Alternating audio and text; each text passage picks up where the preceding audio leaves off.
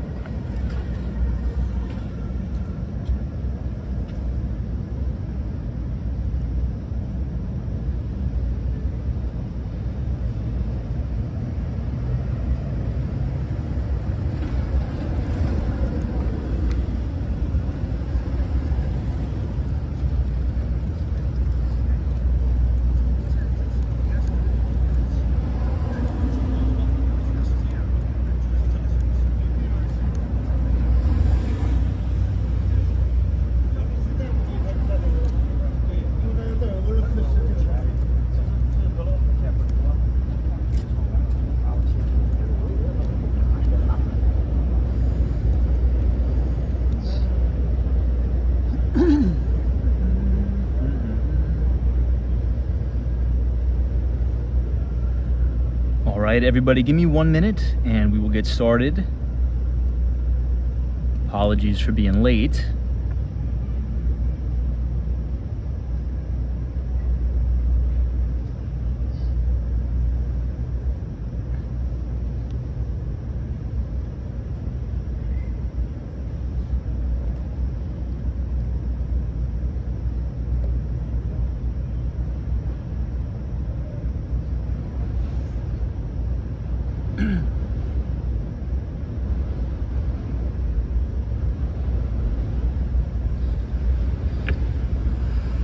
All right, hey everybody.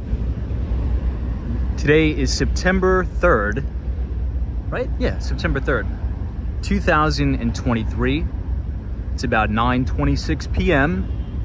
And tonight we are reporting live from West 61st Street and Central Park West. Now, what you're looking at is 1 Central Park West. This is actually the Trump International Hotel and Tower. You have the right door, which is the residences. You could actually buy condominium units. You could rent units in here. The middle door is actually the hotel. It is a 5-star hotel. I've stayed here many times. It's an unbelievable hotel, okay? Doesn't matter what you think of the guy. You like him, you hate him, you like him, you hate it. Doesn't matter. I'm just telling you, it's a very nice hotel. I actually think it's better than the Mandarin Oriental, but I guess it doesn't matter. And then you have a really good restaurant too. Jean George's right here. But this, I think, is the more notable, more famous building. What you're looking at right now is 15 Central Park West. This is a very iconic building, which actually set the undertones for Billionaires Row. Now, this building was completed in 2008 during the midst of the great financial crisis. And what was so unique about this building is it was still setting records for multi-million-dollar sales right when the world was falling apart. Right in this building, you have the primary residence of some of the most powerful Wall Street megabank CEOs. Former Goldman Sachs CEO Lloyd Blankfein has a unit in this building. Also, some major private equity managers, both guys and girls, major titans on Wall Street, live right at this address, 15 Central Park West. Now, for a short time, also Derek Jeter and I believe Alex Rodriguez had residences here. I've recommended this one book called Billionaires Row by Catherine Clark. It's a fantastic read, and this particular building is brought up a lot. Most notably, the massive sale that was made to a Russian oligarch right in 2008 that set a record at the time in the city. Now, I don't want to give away too much. You can go out and purchase this book, obviously a physical copy, but if you're not into reading, you don't have too much time, it's on Audible too. You could listen to the audio copy. I think you'll enjoy it.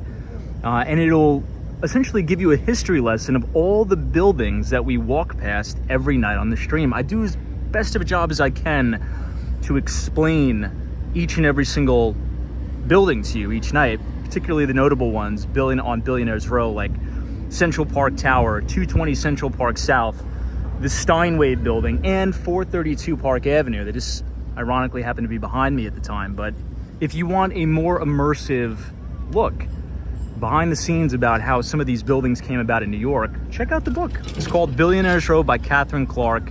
It's well worth the money. You should check it out. Okay, guys, I apologize for being late. I'm doing some moving. I'm moving out of one place and moving in another place. So it's been a little bit hectic. Today, I'm not sure if we're gonna have enough time to go all the way down to the Brooklyn Bridge, but I'm gonna do my best. I'm gonna do the best with what we got. So I'm gonna go ahead and close up the laptop here.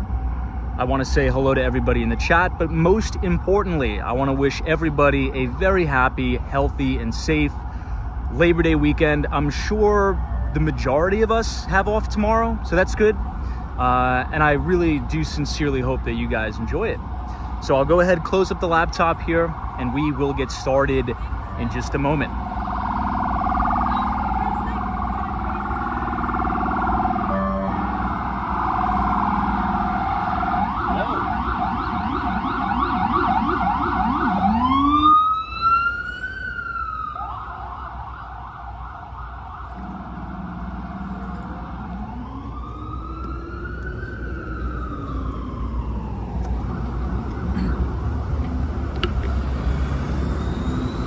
All right, hopefully everybody's all right. You know what, let me actually wipe my camera lens. It looks a little bit fuzzy. Does it look fuzzy to anybody else? I don't know, maybe it's just on my end. All right, here's the most important part of the stream, my friends. I see Danielle is here. Richard Scott says happy Labor Day Eve, thank you so much. AB1 is here, British Gray, Monica, welcome. I see our good moderator, Austin City Limits, Sunshine After Rain, Hawaii is in the chat. This is a pretty unique view of Billionaires Row. You can see 157 right there. I see Line Sync, Rob H. Hey Rob, this is enjoying the near 90-degree weather here in Nashville today. What's up, Rob? Happy Memorial Day to you. I see Crypto Meme, Cayenne Pacific, Arctic Paratrooper, and Razors is happy Labor Day Eve. Sally's here, Brian Reed, Vincent, what's up? Barbara. Good to see everybody. Again, apologize for being late, but it was a little bit of a hectic day for me. Now, I was in Red Hook, Brooklyn today, right? We had the open house. It went really, really well. And I was so surprised. We actually had a couple people who are viewers, Walks from Wall Street, come and check out the property. And it's always cool to put a face to the name of a lot of you guys and girls in the chat, right? Which is cool. You know, it may sound obvious, but behind every single username on this live stream is a living, breathing person. And that's just kind of mind-boggling to me, because sometimes we have like 800 to 1,000 people in the chat. So it's cool to be able to see you guys and meet everybody in person. So it was fun. It was a fun time today. I got to meet some of the viewers and tour some really cool properties. All right, Central Park West, Trump International Hotel and Tower, 1 Central Park West to be exact. We're gonna go ahead and cross here, but I actually wanna give you a glimpse, a little bit of a glimpse. We won't get too close, just because they really don't like filming here. I wanna show you guys in the lobby of the Trump International Hotel and Residences. You can kind of see it over there, lots of wood paneling. I like it. And then we'll sort of do some comparative analysis to the entrance of 15 Central Park West, which is right to our left.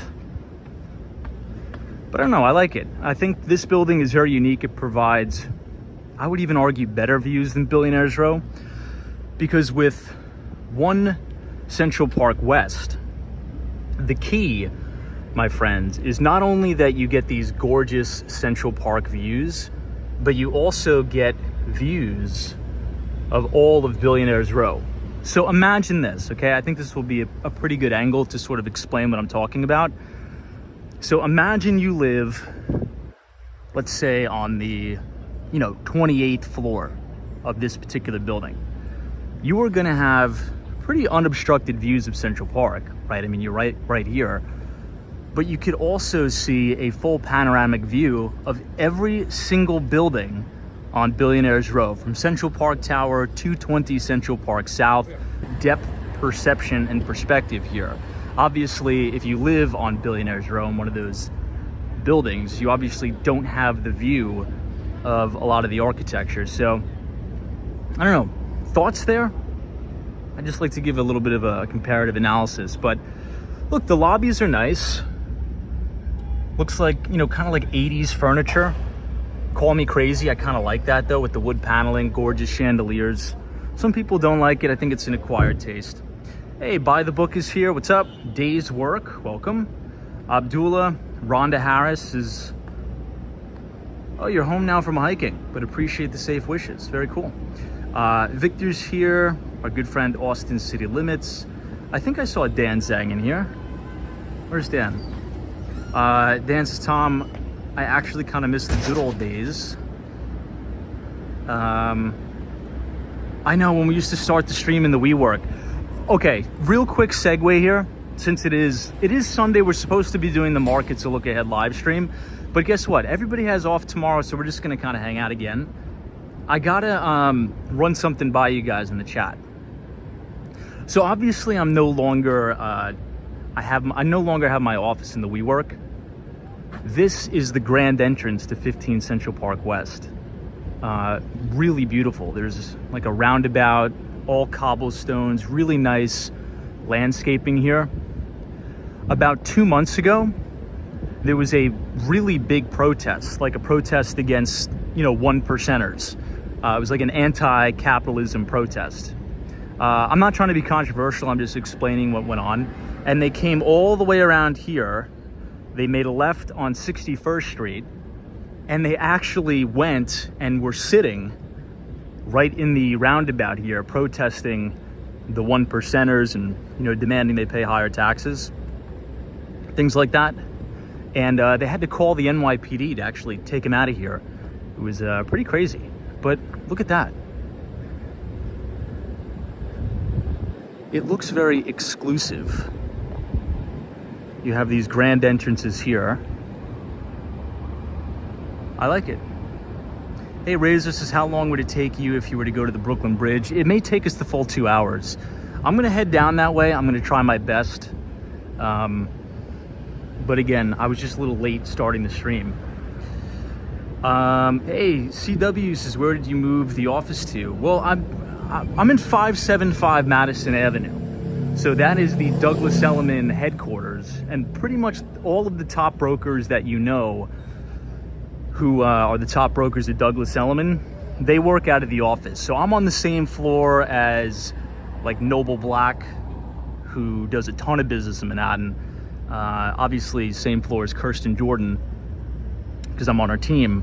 And it's right there, 575 Madison Avenue, which is literally, our conference room is looking into 432 Park Avenue.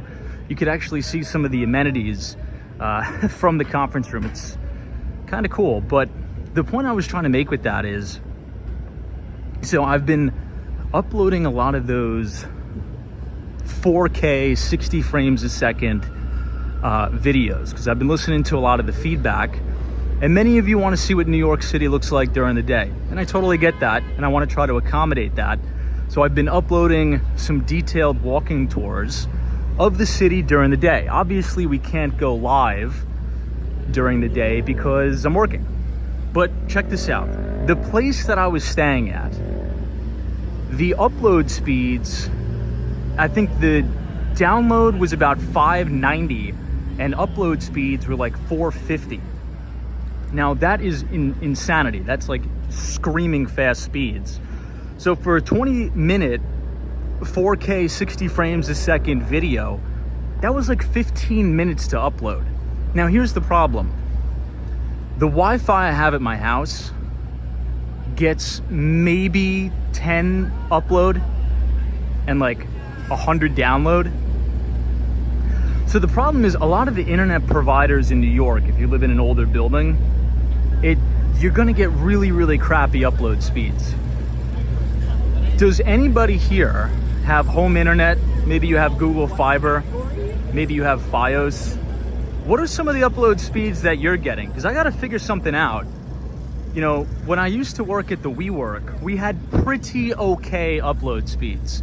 It was maybe like 75 up, which is pretty good. I mean, that'll take like an hour to upload a 4K video, but I mean, now it's gonna take like, you know, almost a whole day to upload a 20-minute video. I don't know, what do you guys get? Whoa, CW says you get 600 up via AT&T? There's no way, 600 up, wow. All right, let me see what everybody is doing. Cayenne Pacifics is around 220 up. That's insanity. Hey, Steve is here. This is Evening Tom and all. Good to see you, Steve. Thanks for joining. Man, I gotta figure something out. Daryl says I have Xfinity. I mean, 600 up, if you're getting that, that's insanity. Bill says 1200 up, 25 download. That doesn't make sense. 25 download, really? Pizza's that high upload, maybe AT&T Fiber, but that's not available here in New York. Yeah, Pete, for some reason, New York is like horrible, unless you live in a very, very new building. So for a month, I was staying at this nice place on 42nd Street and 11th Avenue. And the Wi-Fi, I mean, it just blew me away. That's like kind of the Wi-Fi speeds I get in Miami. Because, you know, in Miami, you have Google Fiber, but NAB047 says you get 300 up and 300 down at home. That's pretty good. Steven says fiber in Canada, 877 download and 815 upload. I really don't understand how all of you guys have like the best internet possible.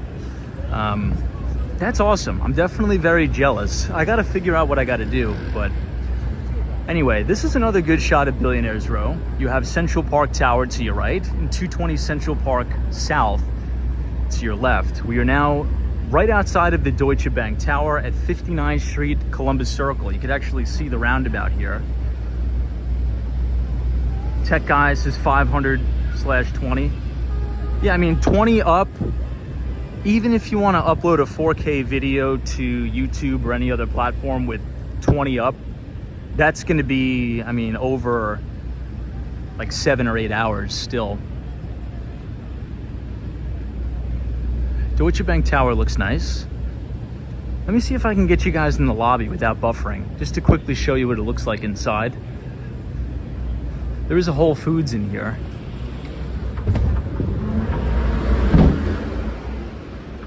I don't think I've ever taken you here before, so as you see, it says the Shops at Columbus Circle. This is a mixed-use building, and during the holidays, it actually looks really nice.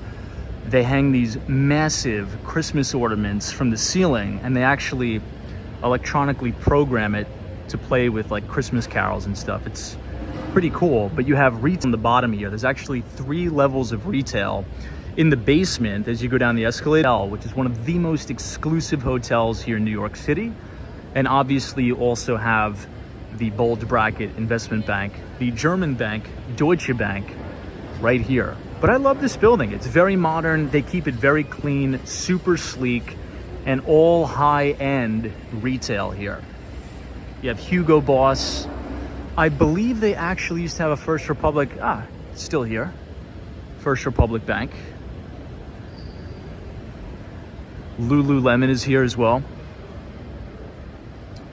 Hey, Gary Carpenter, what's up? Ukrainian Royal says, Tom, where are we tonight?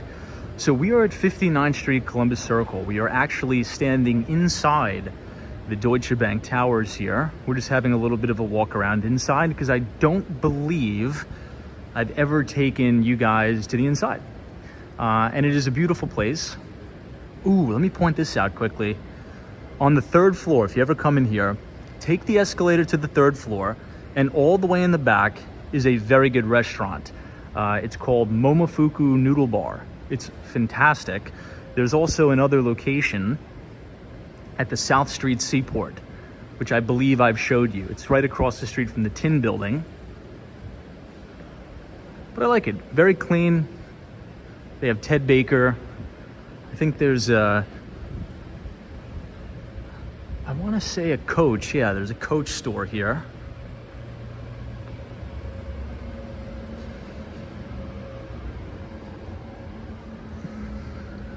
And then this is the side entrance. Now, what's funny is I actually used to live right here. This was my first apartment in New York City. And a little bit of a funny story. In this building where you have the Broad Nosh Bagels, this actually used to be a Subway sandwich here. And the building used to be very, very run down. You can kind of tell how old it is here.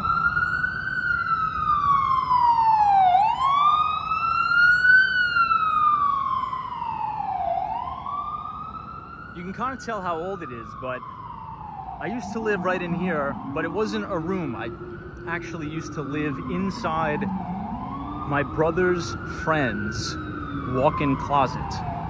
So it was a little walk-in closet. I bought a little yoga mat, rolled it out, and I stayed there for about 4.5 years. Because if you continue to walk all the way down until the Hudson River, you'll reach John Jay College of Criminal Justice, and that's actually where I used to go to school. So instead of doing the 2-hour commute every day from Long Island to Penn Station, taking the train all the way up to 59th Street, I was like, I'll just stay there. It actually was pretty enjoyable. Not doesn't sound as bad as you may seem, let's just say that. JM is here, what's up? A Scans is how much did you pay? I think I threw him like $350. It wasn't a lot, but I know what many of you were thinking. $350 for a walk-in closet? Yeah, I get that, but I mean, what's the alternative, right? The alternative is to spend 2 hours commuting every single day and spending $350 a month on the monthly Long Island Railroad Pass. So look, when you're young and you could afford to do that stuff, I'd say do it. You know, I was like, what, 18, 19, 20 at the time, so not bad. Okay, so we are now on 58th Street.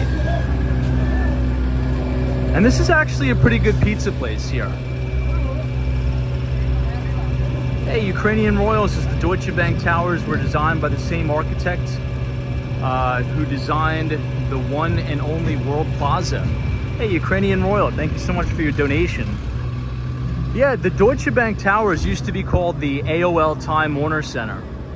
And Deutsche Bank, they moved from 60 Wall Street all the way up here. So now, I mean, Wall Street's sort of like a barren wasteland as it relates to finance, but this place is not bad. It's like a pizza kitchen. It's pretty expensive though. It's right on the corner of West 58th Street and Broadway. It's pretty good. And it's right next to Magnolia Bakery. Everybody rants and raves about Magnolia. It's okay. I think there's some better places in the city, but you know, it's a very big tourist attraction to say the least. I think one of the main locations is actually by 30 Rockefeller Center. Yeah, Sunshine After Rain, I do. I still know him. I still know the guy. He's a good guy. Luckily, he got a place, so he's no longer sleeping on the street, which is good.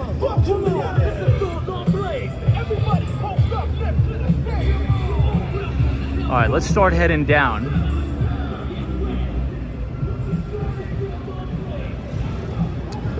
A-Scans says the banana pudding is very good. I'm allergic to bananas, which is definitely unfortunate, but Magnolia is good. They opened up another location inside the Moynihan train hall. I'm not sure if anybody's been to that location, but that's always packed. Every time I go to Moynihan, that place is rocking. Hey, Connie's here. Says once someone on Grubhub recommends, suddenly it is the in place, even if it isn't good. It's okay. I think since it's like local, it's a very iconic New York place. A lot of people go, so.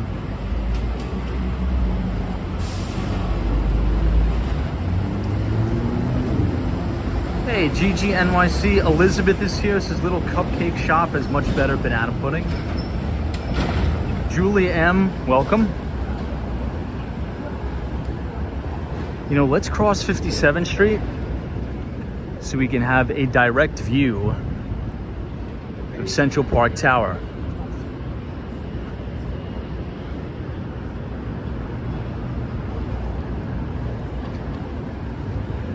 Man, every time I stand directly in front of Central Park Tower, it's just unbelievable how tall this thing is. Look at that.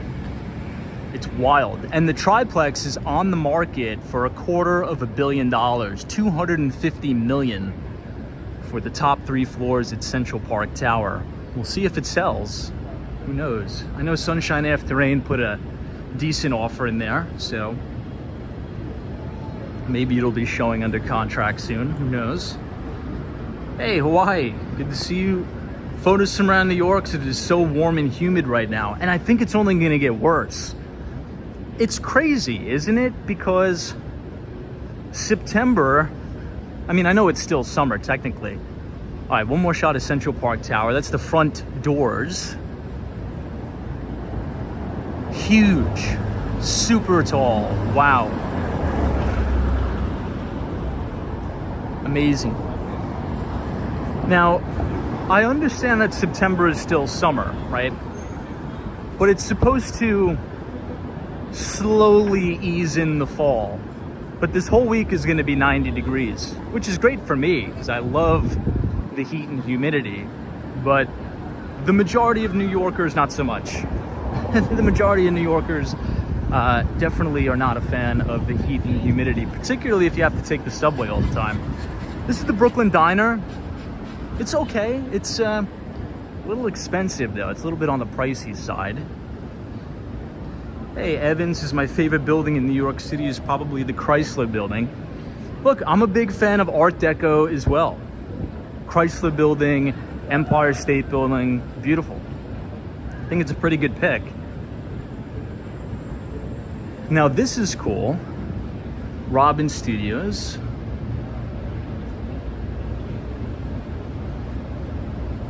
Unfortunately, it's covered in scaffolding, so you can't really see the facade. But the facade of the building is insane. Look at all the moldings on the ceilings. The attention to detail is really beautiful. But unfortunately, you have all this scaffolding here. It's sort of par for the course in New York. Everything is pretty much wrapped in scaffolding, including this very notable building that is right in front of us. Yeah, Carnegie Hall. So adjacent to Carnegie Hall, you have the Carnegie Diner and Cafe that sits on West 57th Street and 7th Avenue. Here's 157. It's by the same developer, Xtel. So Xtel is Gary Burnett's company, and he developed 157 and Central Park Tower.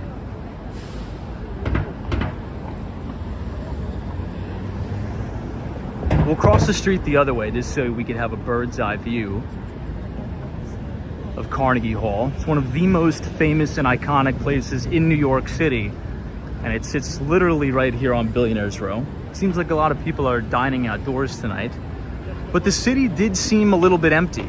I was in Brooklyn today. It seemed very quiet.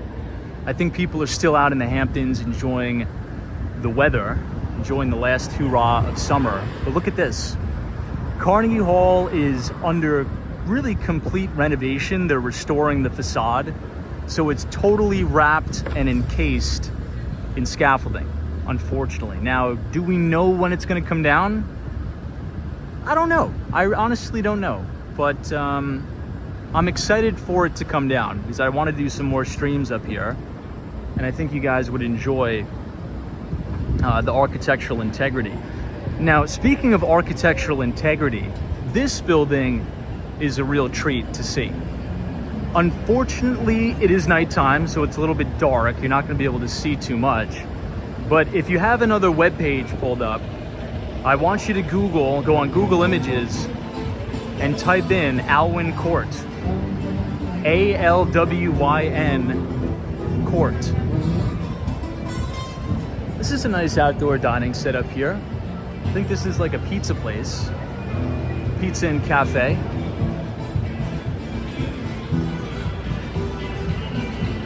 Hey, photos from around New York, you're correct. So Alwyn Court sits right here on 7th Avenue and West 58th Street. Look at how unique this building is. So much architectural detail. The exact address is 180 West 58th Street. And I think this angle is the best angle of the building because you can see the old New York architecture, and right behind it you have the new New York, which is 157, that is totally encapsulated behind glass. Pretty cool.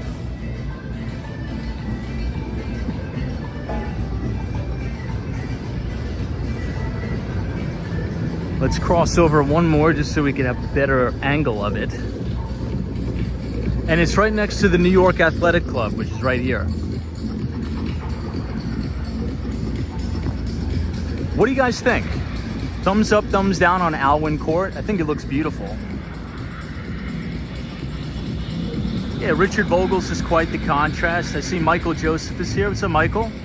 Rhonda Harris. This reminds me of a fatter Flatiron building. You know, it kind of does, actually. I never thought about that until just now. It does kind of look like a fatter and wider Flatiron building. This is the tallest and skinniest residential apartment building in the entire world. That is the Steinway Tower. And this is the very famous New York Athletic Club, which is actually probably pretty busy today. So let's cross the street. This is Central Park South right here. This is probably some of the most prime real estate in the entire world. Personally, Central Park South is where I'd want to live. Because who needs a backyard and who needs backyard space when your backyard is the Central Park, the park of parks, so to speak.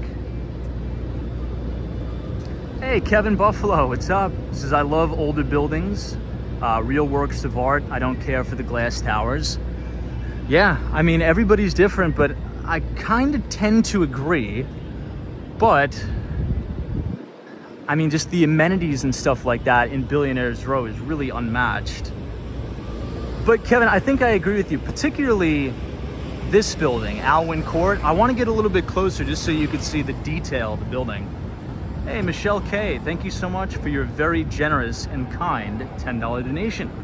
This is happy Labor Day. Hope you have an awesome day. Likewise, I hope you have a fantastic day as well. Hopefully you have off. This is a good shot of Central Park Tower, and 220 Central Park South is the building with the gold top. Okay, let's get up close and personal. And you guys are going to be blown away by the detail. It's really stunning. But you got to go on Google Images and look this up for yourself. Now look at it. You have dragons carved into the thing. It's wild.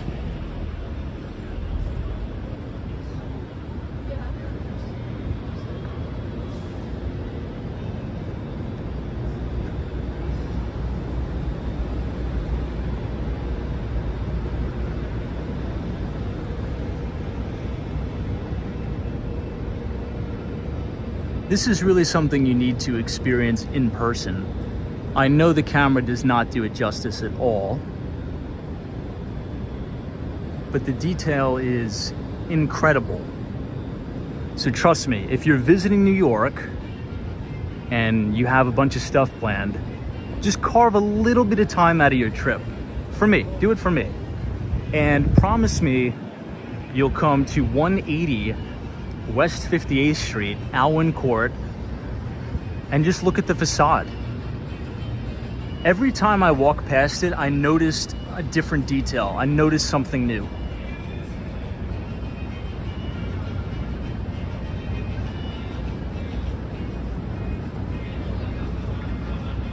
incredible.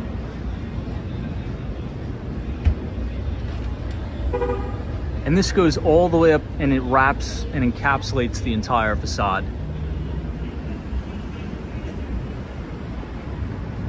Let's see if I can get some more details. You'll notice these are actually faces carved in it.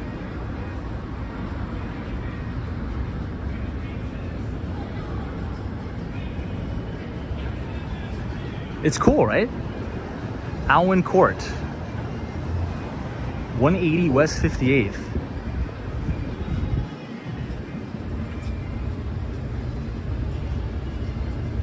Here, I'll leave this. I'll try to get a good shot so maybe you could take a screenshot of it. It was built in 1907 to 1909.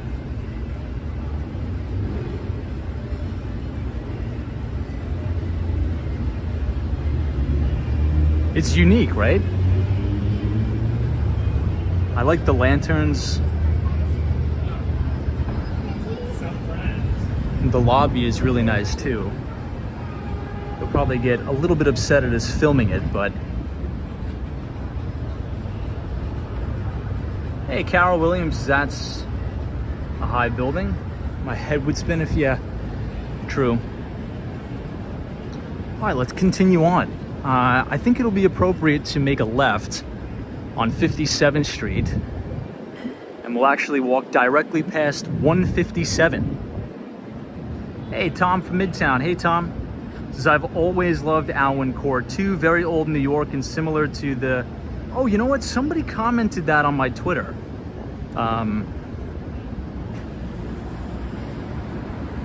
I think it's in... What is the building... And I apologize, I had like a crazy day today. Right on Park Avenue, but Park Avenue South. For some reason I'm drawing a blank, but maybe we'll go walk past it one night. Man, I just forget the name. It's Park Avenue South and what? It's, I don't know. I think it's in like the 20s.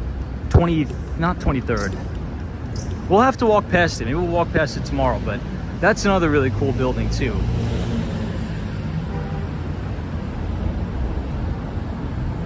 I know. Somebody's like, you're saying Twitter, shouldn't you say X? I think Elon Musk made a little bit of a mistake with that. Who agrees or who disagrees with that? I don't think X will ever catch on. Because what are you supposed to say? Like, oh, I was tweeting something the other day. I was Xing something. It just doesn't have a ring to it. It doesn't make sense. Anyway, now I got to shout out this artist here. He's actually a friend of mine. Please just check him out on Instagram. Very talented guy. All of his art, not only is it right here, but it's all along the inside of the Park Hyatt Hotel, which just so happens to be in 157. So 157 is the first building that was ever built on New York City's Billionaires Row, and it was developed by Gary Burnett, who owns Xtel Development. They did 157. This is the residences. This is the main door to the residences. But if you pan over one more, this is the main entrance to the Park Hyatt Hotel. So all of the amenities are shared. It has a beautiful saltwater swimming pool. It has a gym. It has the living room, which is a great restaurant that is actually inside the hotel, but you can get it catered for your particular units if you own a unit here. So check out the artist and let me know what you think of some of the pieces. I'll get up close to the QR code, so if you're interested in any of these pieces, feel free to scan it and you can check him out. Very talented artist, great guy. And even if you're not staying at the Park Hyatt New York, you can go inside the lobby and check out the gallery. Hey, what's up, man? And you could actually go in the art gallery. So as you walk to the back of the hotel, they always change out the pieces. I think like maybe once or twice a month. So yeah, we'll continue down. Yeah, Tom from Midtown says the name X will never catch on, like Avenue of the Americas with Ed Koch Bridge. True. It's not like I'm doubting Elon Musk. Well, maybe, I guess I kind of am, right? But here's the thing. I love Twitter, okay? So I'm not like taking a shot at Elon Musk. I absolutely love Twitter. I probably use it too much, but I just don't know if the name is going to catch on. And you kind of have to have a catchy name or it's not going to work out. This is 432 Park in the distance here, and we are standing on 6th and 1/2 Avenue. Hey, Baker 504, welcome. Hey, Carol Williams, happy birthday. That's fantastic.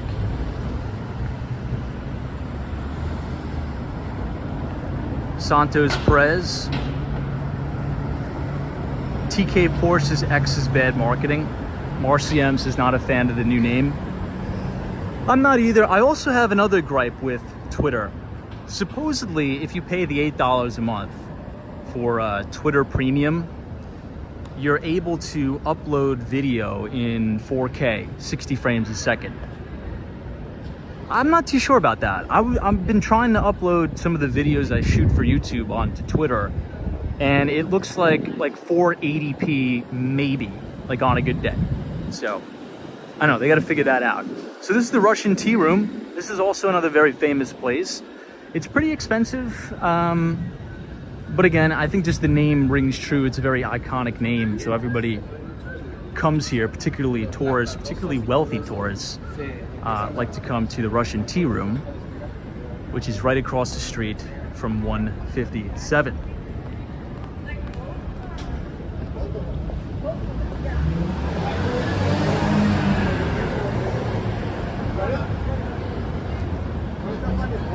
All right, let's continue on. Now, speaking of Elon Musk, I finally, because I had to take an Uber today, I finally got an Uber that's a Tesla. It was a Tesla Model Y. And let me tell you something. That was the best car I've ever been in my entire life. It was a brand new Tesla Model Y. I was talking to the Uber driver about it. He absolutely loves it. And the thing is just so smooth. It's so smooth, it's so safe. Everything is totally state of the art, and it has sensors all around the vehicle.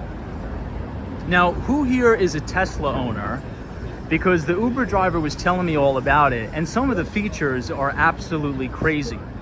I'll give you a few examples of the amazing features that this Tesla Model Y had as we're looking at the skinniest residential apartment building in the entire world. This is Steinway Tower. Soho Architects was the lead architect on the job. The exact address is 111 West 57th Street.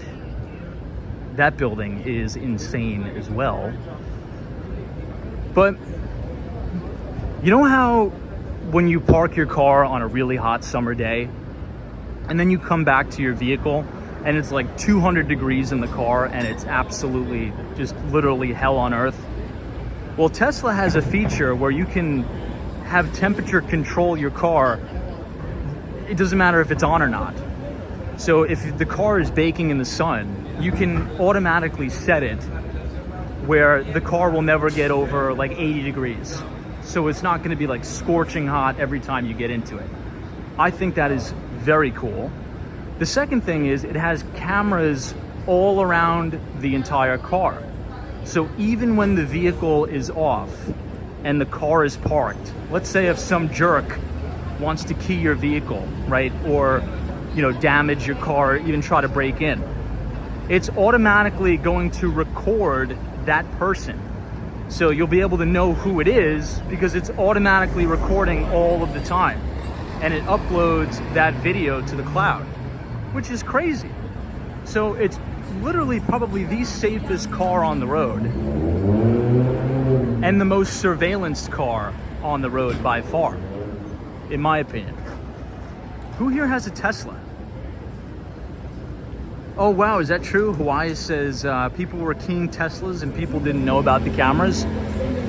That's hilarious.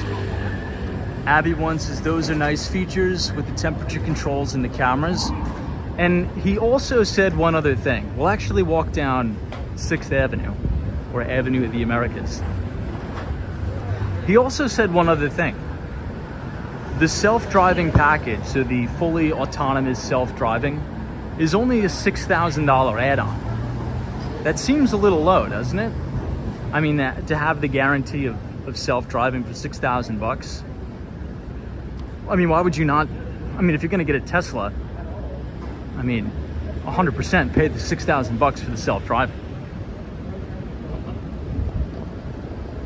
Hey, Tim, says the Tesla will do a light show and music for you? Really? Now, who in the chat has a Tesla? I know Carl does, up in Canada. I'm not gonna lie. Being in that Uber ride tonight in the Tesla really, really like sold me on it. Like, I want to buy one tomorrow. Obviously I'm not. But when I spend more time in Miami, Florida, let me tell you, that is going to be the first big purchase I'm going to make. It's just such, it's like being in a spaceship. It's crazy. It's crazy. Hey, Jay Grant says, yes, it's pretty neat.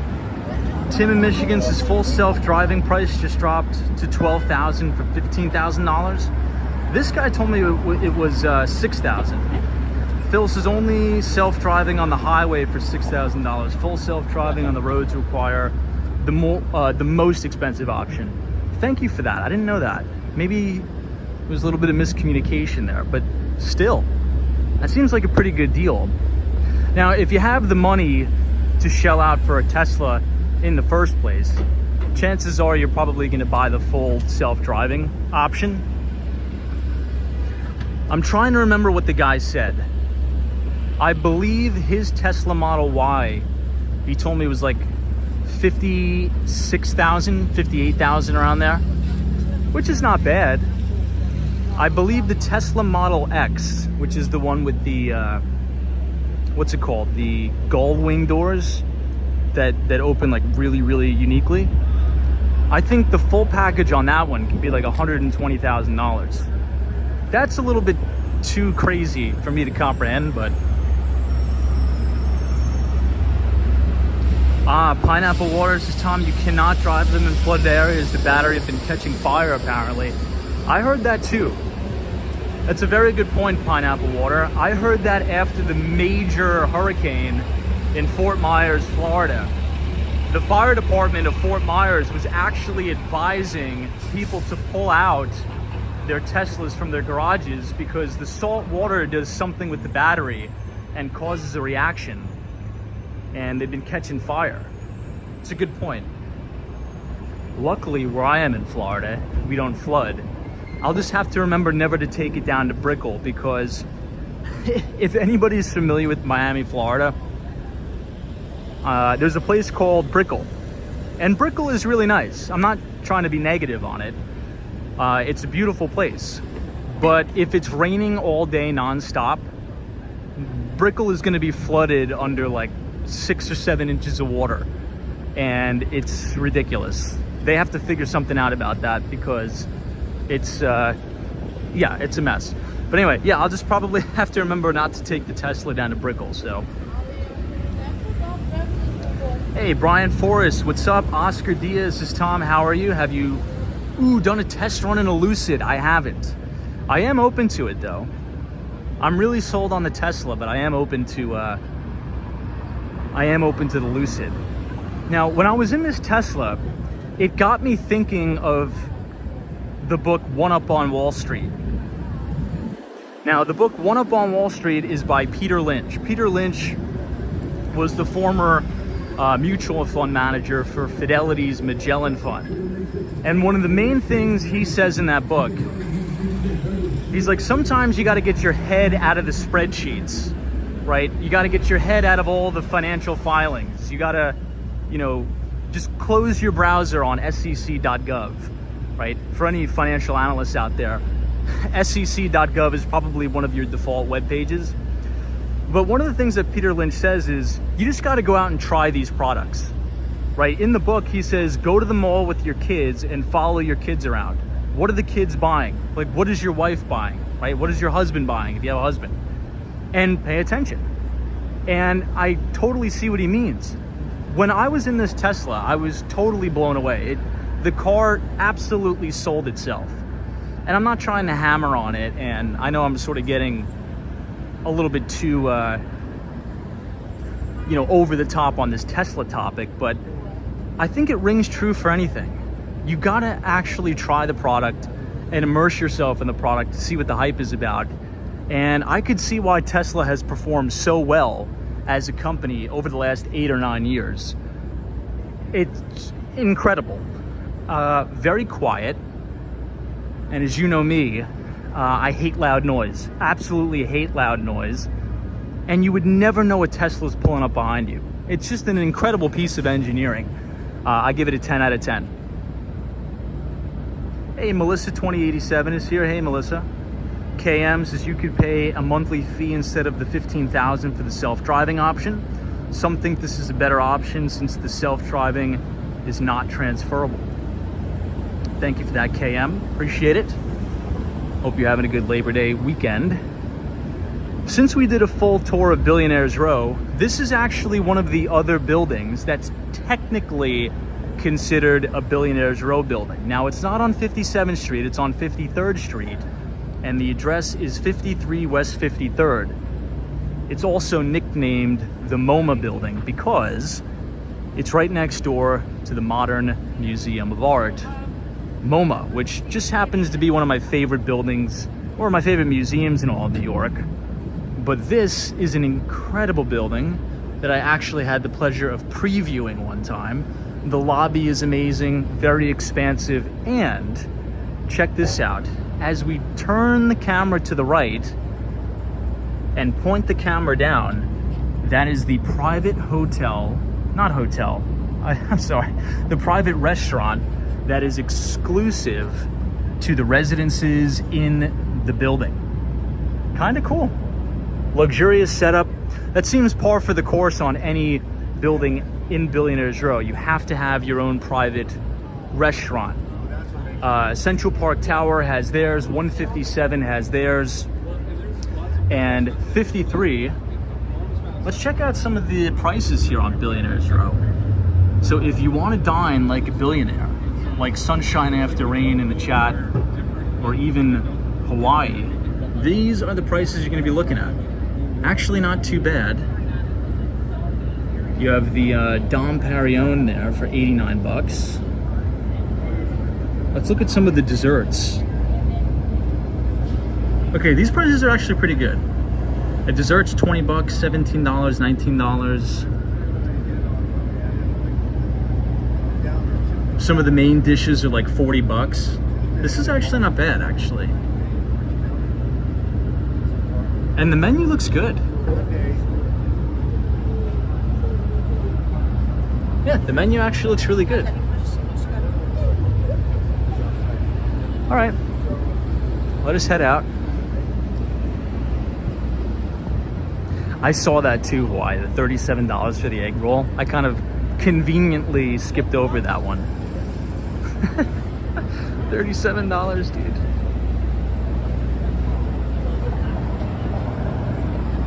Hey, TK Poor says you have to be a resident or a guest to dine on the property. So for this one, I'm not 100% sure, but I know for a fact that at Central Park Tower, if you want to eat at the restaurant, you have to be accompanied by a resident in the building. So the building is totally for residences. It's the same thing at 432 Park. This one may be a little bit different. Now at 157, the restaurant is called The Living Room. You could look this up. I actually like that restaurant a lot. It's expensive, but I love it. It's called The Living Room. And if you're staying at the Park Hyatt Hotel, you can eat there. You could also just walk in. You don't have to stay at the hotel and you don't have to be a resident of 157. But the restaurants are built there to service and attract buyers for the residences. So I don't know exactly if you have to be accompanied by a resident at 53 West 53rd. I'm gonna get you that answer because I'm actually a little bit curious and intrigued as well. It's a good question. Okay, this is the halal guys. Whoa, look at that line tonight. It's a long line, guys. But if you're enjoying the live stream so far tonight, feel free to leave a like on the video and click the subscribe button if you're new. We usually go live 7 days a week, starting at 8:30 p.m. Let's check out the line from this side. Wow, look at that. Let's take some wagers in the chat. How long do you think the wait is for halal guys tonight? So this is the end of the line, or the front of the line, I should say, and it goes all the way down. Oh my gosh, it just keeps going. I think I know exactly how long this is, but I want to see. I want to see if there's any good guesses. 2.5 hours. That's actually a bang-on guess, Marcy. That's the correct answer. This is a 2.5 hour line. Now, what's worse? I shouldn't say what's worse. I don't want to be negative.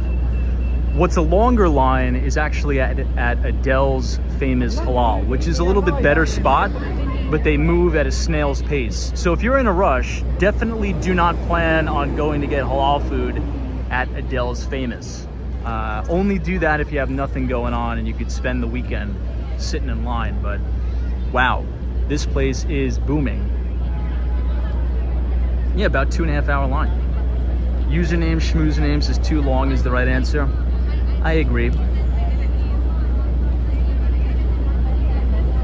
Hey, go for Hokies. What's up? Jay, good to see you. All right, let's continue on our walk. One more Peter Lynch reference. So, is anybody familiar with the new energy drink, Celsius? Now, Celsius, I believe, is a Boca Raton, Florida-based company, I think. Anybody familiar? Or is anybody a fan of the company, Celsius?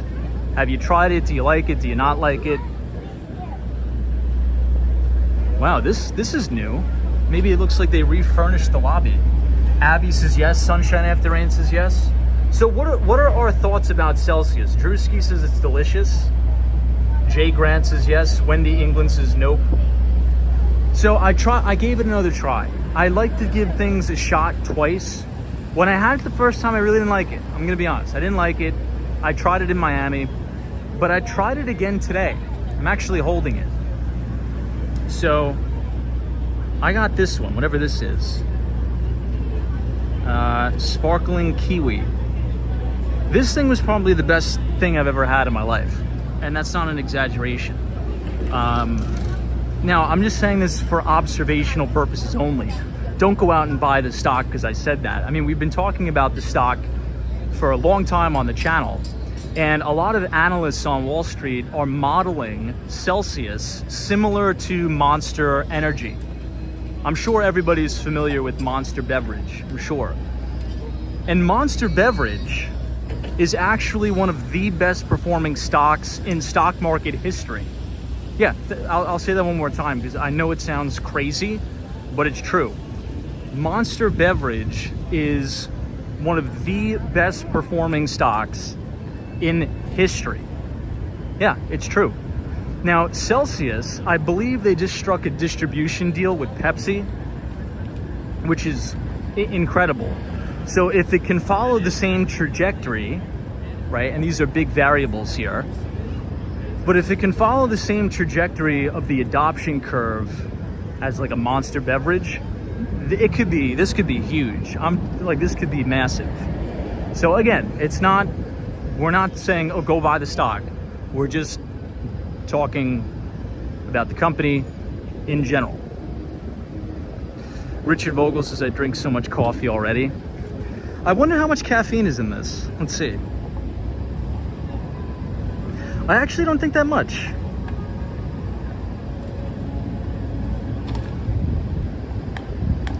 I'll have to look it up. I'll look later.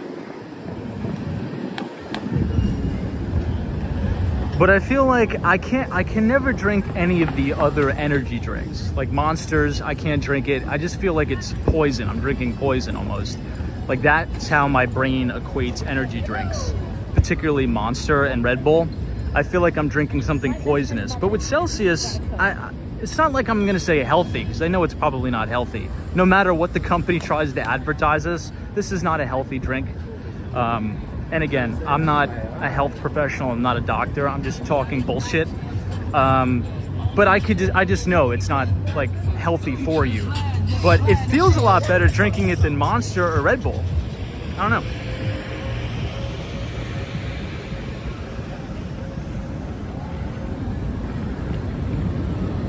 Now this is really beautiful. We are now right outside of Radio City Music Hall. This is one of my favorite spots in all of Manhattan, and it's going to be even better during the holidays. They have a really nice Christmas tree that sits atop of the Radio City Music Hall sign. And before you know it, if you can believe it, they're probably going to start putting up the decorations late October, which is only a, hop, skip, and a jump away. Hey, Lucrative, good to see you. Hey, Carl Roth, this is Tom. Try Tim Hortons coffee, it's good stuff. I do like Tim Hortons. Now, there's not many Tim Hortons in Manhattan. I don't think there's any Tim Hortons in Manhattan. The only Tim Hortons that I know of, Carl, is actually in Jamaica Station. So Jamaica, Queens, New York. If anybody's been there, I'm sure almost all of you have, as you go up to the Long Island Railroad platform and you enter the station to go to the air train, if you look to your right, there's actually a Tim Hortons there. I think that's the only one. I don't think there's any in Manhattan. I could be mistaken, but Tim Hortons is good. I like it. It's a Canadian company. Coffee is good. I give it 2 thumbs up. Oh, is that right? Photos around New York says there's a lot of Tim Hortons in Staten Island. Yeah, I wouldn't know. I don't go to Staten Island much. It's good to know, though.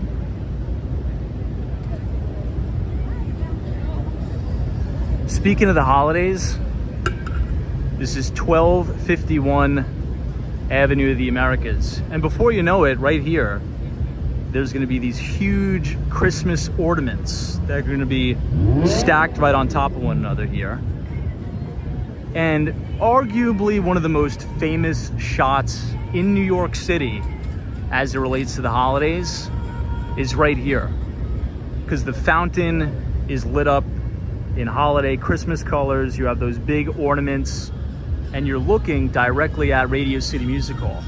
It's gonna be pretty cool. Hey, C Lavender, what's up? Says, hey Tom, do you carry a cheat sheet to keep up with all the numbers you talk about? Sometimes I have notes, particularly around earnings season, which just pretty much ended. Yeah, if we are gonna do a stream and we're covering, like all of the bank earnings. So let's say if JP Morgan Chase, Citi, Deutsche Bank, all the big banks report, yeah, I'll type up show notes and helps us keep on track.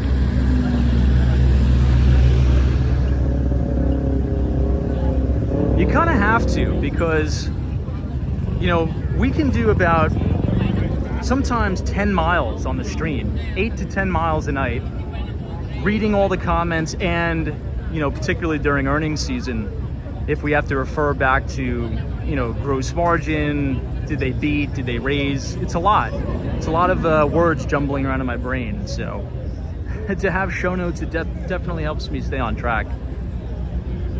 Now, I showed you all the halal guys, but this place is 20 times better in terms of the quality of the food. It's called Adele's Famous, and you could find it on the corner of West 49th Street and Avenue of the Americas. The problem is this: Look at how long that line is.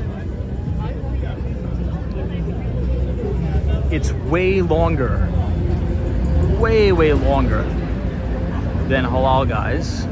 This is probably almost a 4-hour line, not gonna lie. Many of you may say that's crazy. It's probably only a 2-hour line. No. When it goes all the way down to West 48th Street, this is a 4-hour line. That's not an exaggeration. These people move so slow. I think this is the longest I've ever seen this line. That's incredible. You can't even see where you're gonna get the food from. This is probably the longest I've ever seen this line ever.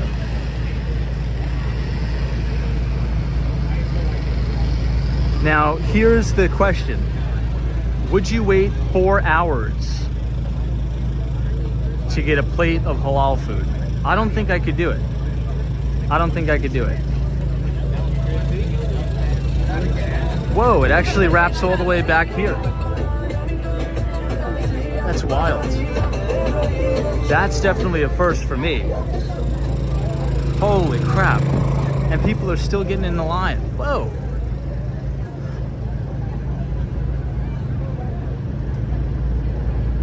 Oh my gosh, that gave me a little bit of a heart attack for a second. I thought we were walking into some breaking news. I saw murder and then I saw President Zelensky. I thought it was like breaking news that somebody murdered the president of Ukraine, but I read that completely wrong. They should probably fix that. Oh my gosh, it wraps all the way around. Well, I mean, God bless the people who own Adele's Famous, because they're probably going to make like 40, 50 grand tonight.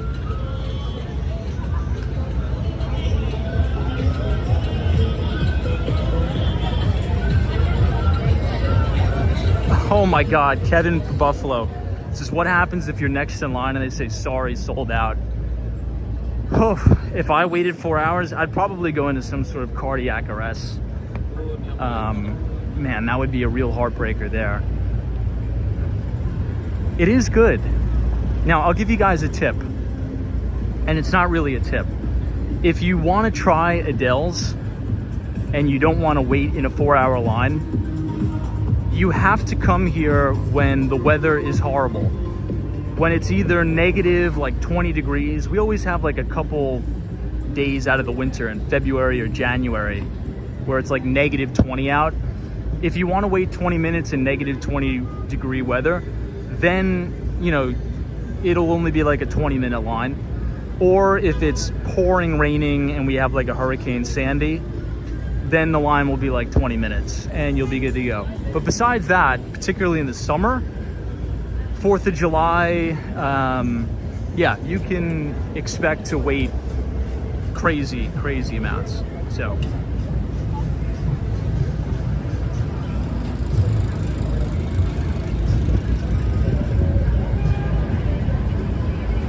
West 47th Street, New York City's Diamond District.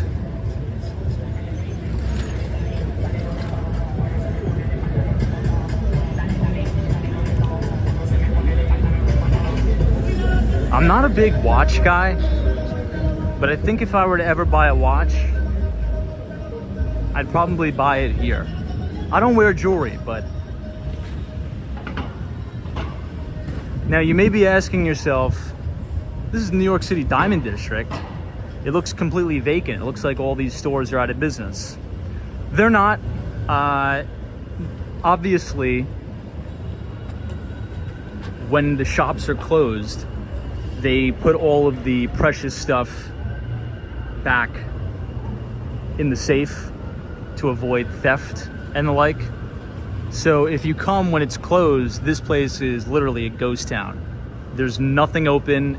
Everything is locked down. It's kind of an interesting contrast from where we just were, where there's people all over the place, to the Diamond District here, where it's literally bone empty.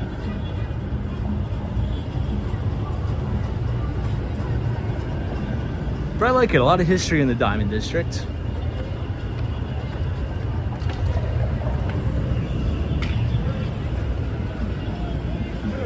You know you're in New York City's Diamond District when you look up and you see the lampposts that resemble diamonds. Hey, Lee is a well-dressed man, always has a quality dress, watch, and shoes. Old school, I know. I've never been a watch guy. I never wear watches. I only have one watch that's of any value, and that's because my friend gave it to me, but I never wear it. I just don't see a use for it. I just look at my phone. I tell the time on my phone. Now, I know people, they don't wear watches to tell the time. You know, they wear, you know, the Rolex, what are the very expensive watches called? Like the Patek Philippe? They're like $250,000 watches. They obviously wear it for the style, right? Hey, to each his own. I'm just not a big watch guy. If I had $250,000 to blow on something like that, I think I would blow it on something more fun. I would blow it on like an experience. Now that I'm thinking about it, I don't know, like if I had the $250,000 to blow on like a watch, yeah, I don't know what I would do. I definitely wouldn't buy a watch though. I feel like I wouldn't get any enjoyment out of the watch just because not a big watch guy. Hey, Evan Weeks says I kind of want the new Samsung Galaxy watch. Is that the one that flips open and you could charge your earphones in there? There's some watch that came out where the face of the watch opens and it charges your earbuds. I think that's kind of unique. I'm not sure if it's Samsung though. This is my old office, 1166 Avenue of the Americas. I used to sit right here. That was my cubicle. The last cube, excuse me, overlooking Chick-fil-A. Pretty nice building. It's the Marsh McLennan building. And very successful quantitative hedge fund, D.E. Shaw, is in this building as well. We always tell the story about Jeff Bezos. Now, Jeff Bezos, when he graduated college, his first job was actually an analyst on Wall Street. He worked for David E. Shaw when he was starting D.E. Shaw. And then he quit to start Amazon, thankfully for us. So, hey, JF says, Tom, I've been contemplating getting a new Samsung watch, but the original smartwatch still works and I barely use it. Using people says, Tom, are you drinking the Celsius? Yeah, we talked about that. I already drank it. I got to throw the can out, but yeah, I tried it. Celsius is good. I give it 2 thumbs up. This one was very, very good. Hey, Capri, thank you so much.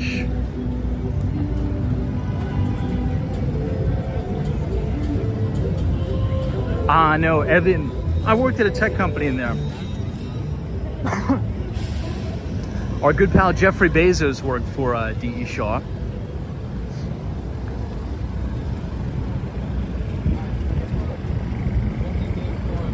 That was a nice office because we had a restaurant on the top floor. That dude's flopping, bro.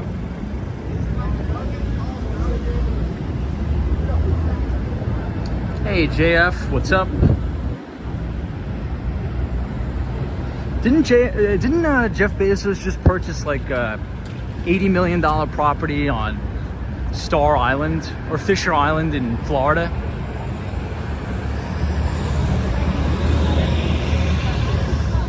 The same island as Tom Brady, a bunch of others.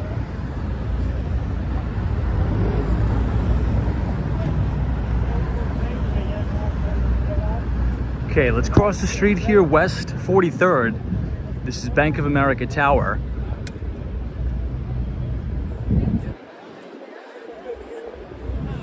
Brian Moynihan's company.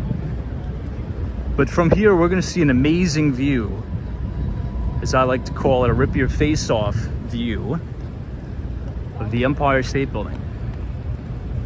Look at that. It's my favorite color scheme for Labor Day, red, white, and blue. Really beautiful.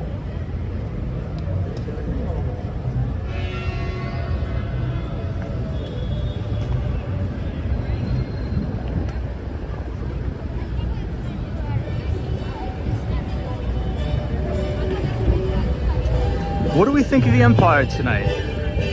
I give that a 10 out of 10. That's an awesome shot.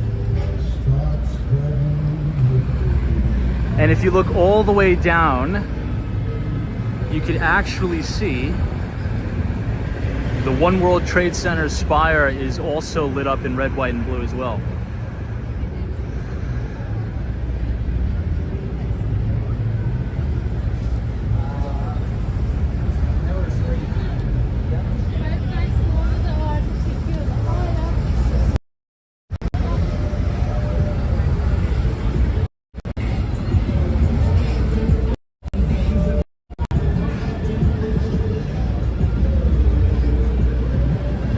Cool.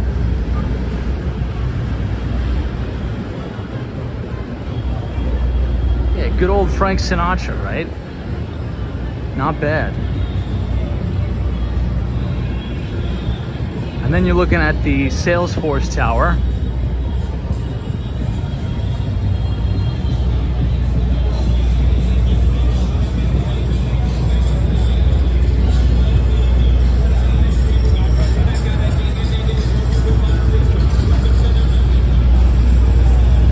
If we can make this light.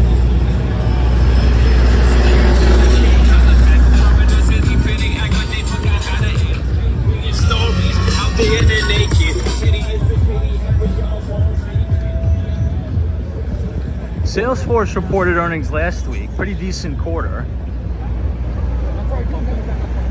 Now, the biggest news with Salesforce, in my view, is that Mark Benioff, obviously the founder, arguably one of the greatest tech CEOs of all time.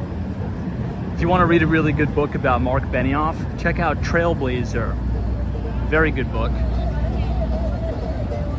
But the thing there is, according to Mark Benioff, San Francisco has become so dangerous with all of the violence, the theft, the drugs, the fentanyl problem, that he has threatened to cancel Dreamforce and move it to another location. He does not yet know if he's going to continue to host his flagship event in San Francisco anymore, which is kind of heartbreaking to talk about because, you know, you never want to see a city in such dire decline that you have big CEOs deciding to pull big events out. We'll see.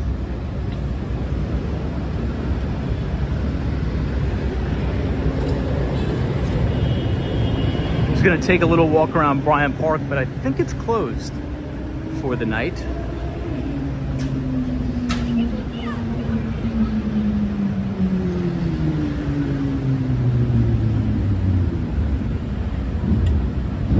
Yeah, Evan Weeks. Evan, I know you're in tech.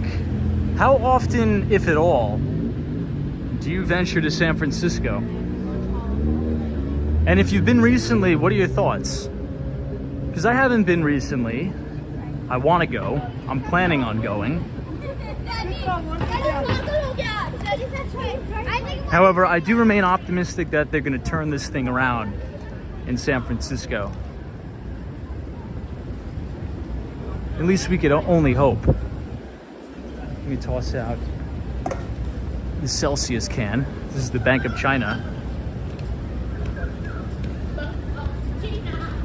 Yeah, Capri, I heard about that too. They closed down the main Nordstrom.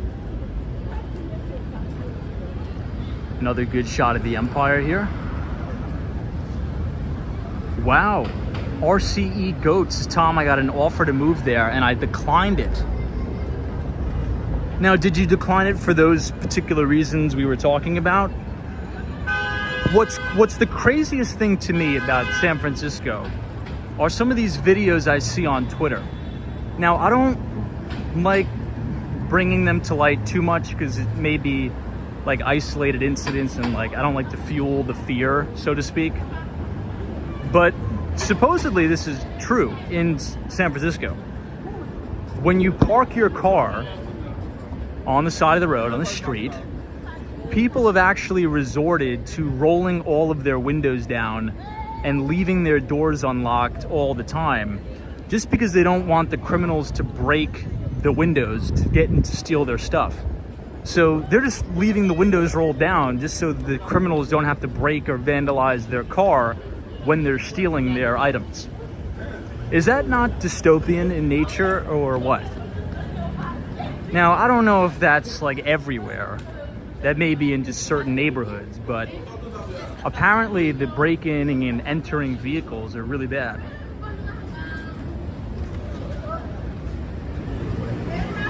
Cayenne Pacifics as it is, wow. See, that's insanity to me. I think that's a failed government. Because the only job of the government, in my eyes, is to protect its citizens, right? To enforce the law. If not, you shouldn't be paying any taxes, right? We fought a war over this. I'm not sure if anybody's familiar. But many, many years ago, we went to war over things like that. You know, no taxation without representation. So if you're gonna pay all these egregious taxes in California and all over the country, and the government is just gonna allow criminals to vandalize and break your stuff and steal your stuff, then what are you paying for, right? Anyway, not to get super political, but I just think that's unacceptable.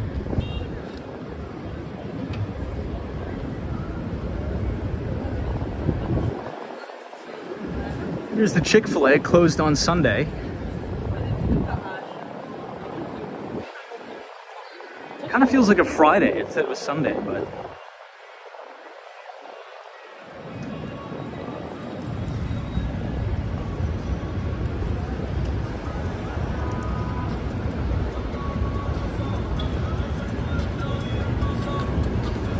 Let's actually go this way because I want to show you an iconic view of the Empire State Building. It's one of my favorites. Unij 23. Hope you're well. Mighty Mole says, yeah, but unfortunately, yeah. Hey, Fun Feeds, what's up?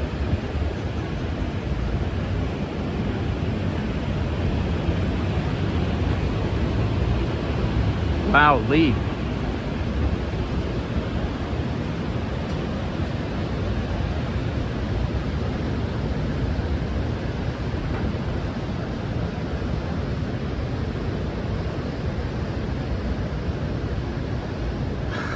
Now, does anybody have any cool plans for tomorrow? It is Labor Day. Labor Day is one of my favorite holidays of the year because it's very low stakes, right? I'm a big fan of low stakes holidays. Now, I like Christmas and I like Thanksgiving. But here's the thing. Those are very high stakes holidays. You got to prepare, you got to get ready, you got to look nice, particularly if you're going over to, mom's house, grandma's house, whatever. You gotta look presentable, you gotta, worried about a bunch of things. It's high stakes, it's stress. Labor Day is just chill, grill, hang out, go to Jones's Beach, right? Go to Robert Moses State Park. It's low stakes, it's fantastic. It's kind of like the 4th of July. Anybody have any interesting plans? And who agrees with that? Big fan of Thanksgiving, big fan of Christmas, but high stakes, very high stakes holidays. Jay Grant's is just relaxing in the backyard. Those are sometimes that's sometimes the best. Just kind of take a day to just relax. Maybe listen to a little Jimmy Buffett. God rest his soul, fantastic musician. I don't think there's ever been a time where somebody has listened to a Jimmy Buffett song in a bad mood. Oh, that's cool. Bill says you're hiking. Fantastic. Where at? Evans is spending the day at the beach and eating American food. Love that. 10 out of 10. Speaking of American food, we're standing outside of a Shake Shack.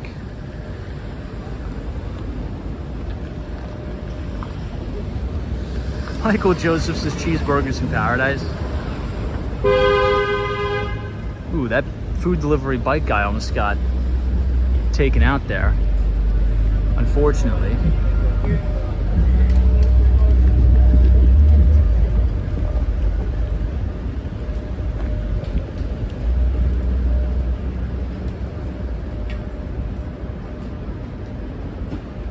go for since I work in hospitality and I have to work.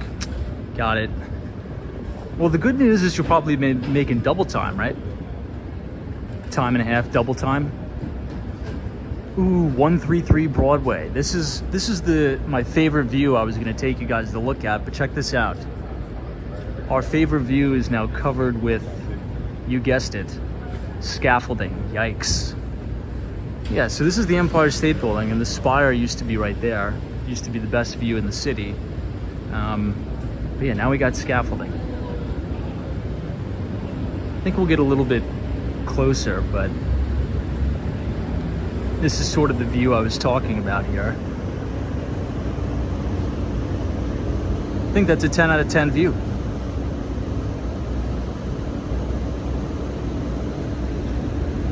Capri says, someone said not to hang my flag because it's only Labor Day.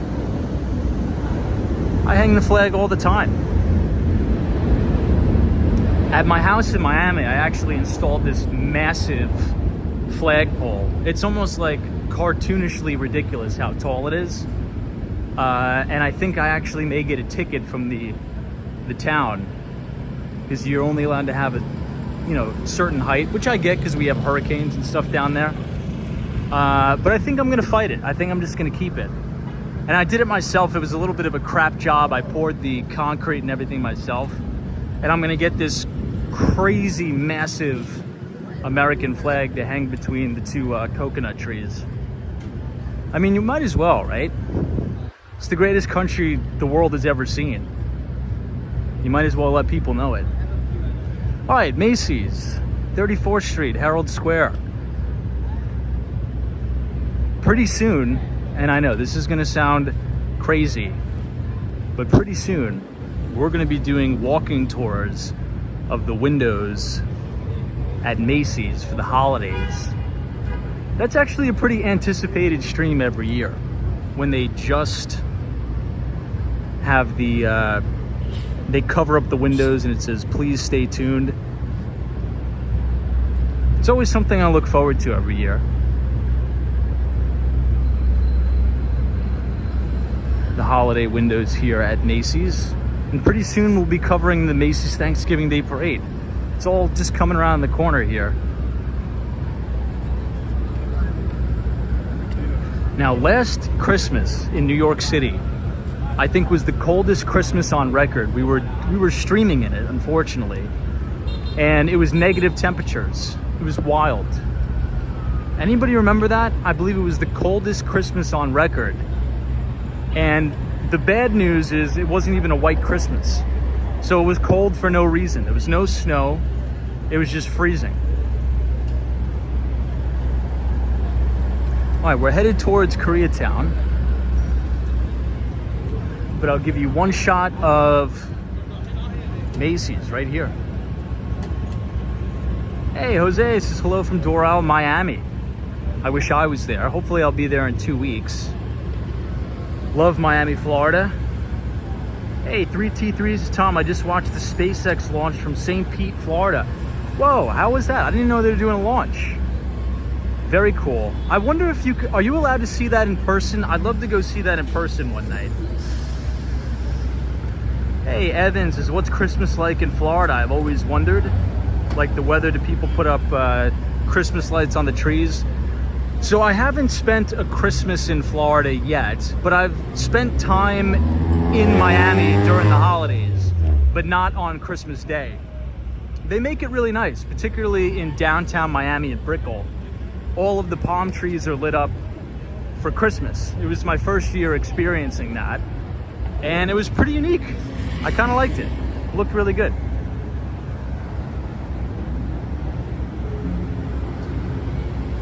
Frame Freezes, does Macy's still have those classic wooden elevators? They do. They do. They're still there. Jake's favorite pizza, it's going to have to be DeFara Pizza in Brooklyn. But I think they just opened a satellite location at South Street Seaport. So if you're coming to New York City and you're looking for a great place to go, you got to go to DeFara. But it may have a little bit of a line. So if you want very good pizza with no line whatsoever, just go to the Upper West Side of Manhattan and go to Made in New York Pizza. And That's also a very, very good one. Actually, since our battery is a little low, we'll head back towards 34th Street, 7th Avenue.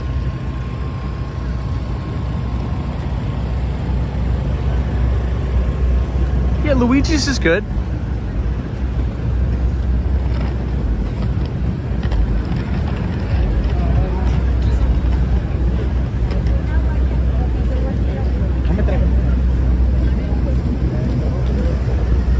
So tomorrow is when we will stream over the Brooklyn Bridge.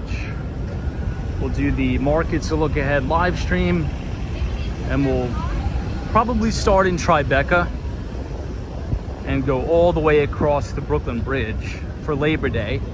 I think it'll be a good view of the Empire State Building from the top of the Brooklyn Bridge.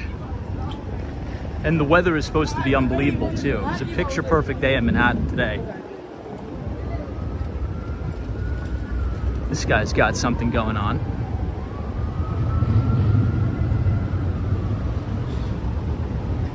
Hey, Bob Smith. Hey, Bob. Happy Labor Day weekend.